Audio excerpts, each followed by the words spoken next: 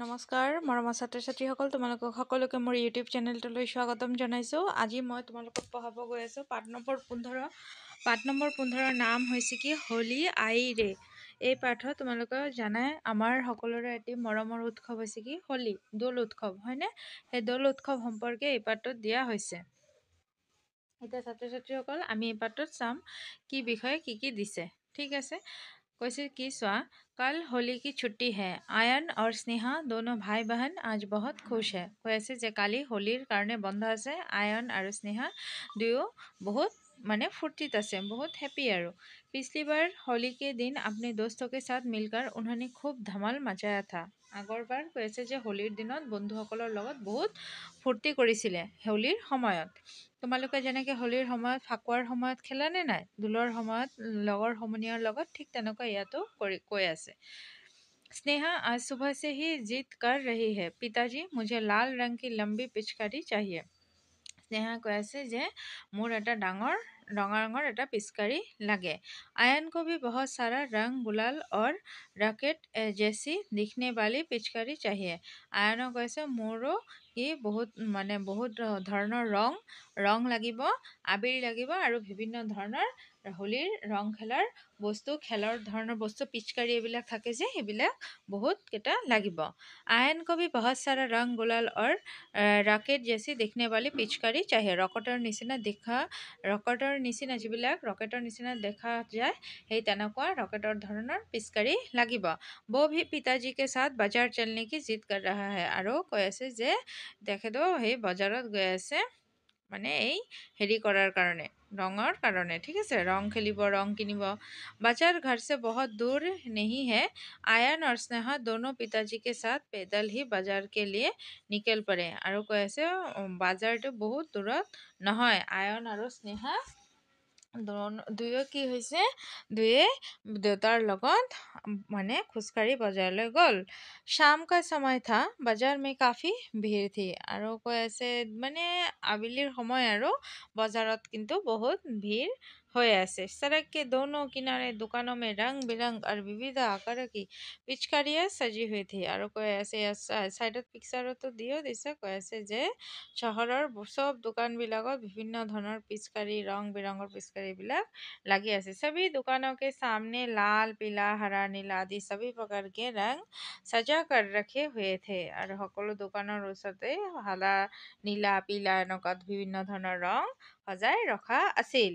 তাৰপিছত কি কৈছে চোৱা, কৈছে कहीं कहीं कागज की बनी हुई रंग बिरंगी टोपियाँ और अलग अलग प्रकार के मुखौटे भी टेंगे हुए थे।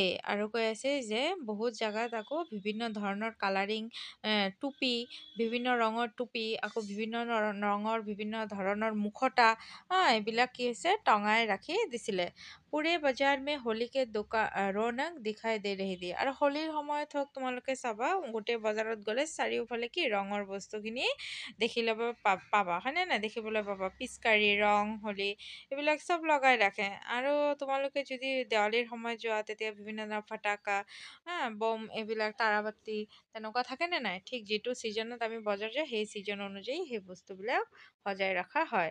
স্নেহা আৰু आयन ने पिताजी से कहकर अपनी पसंद की पिचकारियाँ खरीदा। और आयन और स्नेहा निजर पसंदर पिचकारी किनिले। उन्होंने बहुत सारे रंग और गुलाल भी खरीदे। और की कैसे बहुत धৰণৰ रंग और आबिरो किनिसे। सारा सामान खरीदने के बाद वो लोग टहलते हुए घर की ओर चल पड़े। और सब বস্তু কিনি মিলি ঘৰৰ ফালে যাবলৈ ধৰিলে। स्नेहा ने पैदल चलते हुए पिताजी से पूछा, पिताजी हम होली में रंगों से क्यों खेलते हैं? আৰু স্নেহাই যেতিয়া খোজকাঢ়ি গৈ আছিল তেতিয়া দেউতাকক সুধিলে যে দেউতা আমি ৰং কিয় খেলো? पिताजी ने उसे प्यार से समझाया, बेटी होली हर्ष और उल्लास का त्योहार है। আৰু কৈছে যে হোলী হৈছে আমাৰ এটা আনন্দৰ আৰু ফূৰ্তিৰ ধুনীয়া এটা উৎসৱ। होली के दिन हम सभी पुरानी कटुता भूलकर एक दूसरे के रंग और गुलाल लगाते हैं। আৰু কৈছে হোলীৰ দিন আমি সকলো বস্তু বেয়া ভাৱ মনোভাৱ আঁতৰ কৰি আমি সকলোকে ৰঙৰে ৰঙাই দিওঁ। इसीलिए इस रंगों के त्योहार भी कहा जाता है। আৰু কৈ আছে এইকাৰণে এইটোক ৰঙৰ त्योहार বুলি, ৰঙৰ উৎসৱ বুলিও কোৱা হয়। এই त्योहार প্ৰেম একতা আৰু ভাইচাৰ का प्रतीक है মানে এই হোলীৰ উৎসৱটো হৈছে প্ৰেম ভালপোৱা ভাতৃত্ববোধৰ এটা ধুনীয়া উৎসৱ। हमारे देश में मनाए जाने वाले ईद क्रिसमस दिवाली दशहरा आदि विभिन्न त्योहारों में से एक महत्वपूर्ण त्योहार है होली। আৰু কৈছে আমাৰ ঈদ দশহৰা খ্ৰীষ্টমাছ এনেকুৱা বিভিন্ন ধৰণৰ উৎসৱ যেনেকুৱা পালন কৰা হয় তাৰে ভিতৰে হোলী হৈছে আমাৰ এটা অন্যতম। এই पूरे भारतवर्ष में फाल्गुन महीने के पूर्णिमा का दिन उल्लासपूर्वक मनाया जाता है। আৰু কৈ আছে যে এই त्योहारটো পুৰা ভাৰতবৰ্ষত কি হৈছে বহুত মানে ফাল্গুন মাহৰ যিটো পূৰ্ণিমা তিথি তেতিয়াহে মানে এইটো মনোৱা হয়, তেতিয়া এইটো পালন কৰা হয়। होली के दिन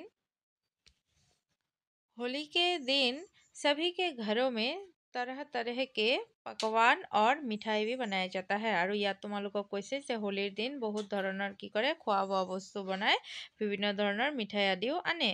पिताजी पिछले वर्ष होली के शाम को बाजार के चौराहे पर बहुत बड़ी आग भाग जलाई गई थी। वहाँ कुछ लोग ढोल बजाकर गाना भी गा रहे थे। वो গীত हमें अभी भी याद है। আৰু কৈ আছে যে সেই গীতটো যিটো এটা দাহন মানে হোলীৰ সময়ত এটা কি হয় এটা জুই জ্বলোৱা হয়, এইটো হোলিকা দহন বুলি কোৱা হয়। কৈছে যে वो गीत हमें भी याद है। आई फाक की प्यार उड़े रंगों की पुहार आओ मिलके नाचे गाए आया होली का त्योहार आज होली है। আৰু এই গানটো গাইছে যে ফাগুনৰ সময় আহিছে, বিভিন্ন ৰঙৰ সময় আহিছে, আমি সকলোৱে মিলি জুলি হোলীৰ গান গাওঁ। হোলী মে তাৰপিছত কৈ আছে যে কি কৈছে চোৱা যে होली में आग क्यों जलाई जाती है इस बार आयन ने पूछा। এতিয়া আয়নে কৈছে হোলীৰ সময়ত জুই কিয় জ্বলোৱা হয়। अच्छा तुम्हें वो आग जलाने का दृश्य याद है। इसे उससे होली का दहन कहा जाता है। होली के एक दिन पहले लोग चौराहे पर लकड़ी आदि इकट्ठा करके उसे जलाते हैं। ऐसा माना जाता है कि इससे दुष्ट शक्तियों का नाश होता है। होली के बारे में बातचीत करते हुए आयन और स्नेहा कब घर के नजदीक पहुंच गए उन्हें पता ही नहीं चला। घर जाकर स्नेहा ने अपने सभी दोस्तों को अपनी नई पिचकारी दिखाई। सभी बच्चे बहुत खुश थे और कल का इंतजार करने लगे। আৰু মানে কালি হোলী খেলিব সেইটোৰ ইন্তজাৰ কৰি আছিলে। ঠিক আছে, এই ছবিটোত খুব ধুনীয়াকৈ তোমালোকক দেখাই দিয়া হৈছে। দেখিছে তোমালোকে এনেকৈ এজন আনজনক ৰং দি আছে, ফাকুৱাৰ ৰং দি আছে। আৰু ইয়াত থকা যিসমূহ পাঠৰ এই প্ৰশ্ন উত্তৰসমূহ এই গোটেইখিনি মই তোমালোকক ধুনীয়াকৈ দি দিছোঁ। প্ৰশ্নৰ উত্তৰসমূহ চাই তোমালোকে নিজৰ বহীত লিখি ল'বা। আৰু যদি ভিডিঅ'সমূহ চাই ভাল লাগে লাইক শ্বেয়াৰ আৰু ছাবস্ক্ৰাইব কৰি দিবা। ঠিক আছে, সকলোৱে ভিডিঅ'টো চোৱাৰ বাবে অসংখ্য ধন্যবাদ থাকিল। সকলোৱে ভালে থাকিবা, সুস্থ থাকিবা। তোমালোকৰ হোলীৰ সময়ত সকলোৱে আনন্দৰে হোলী খেলা। ঠিক আছে, থেংক ইউ সকলোকে।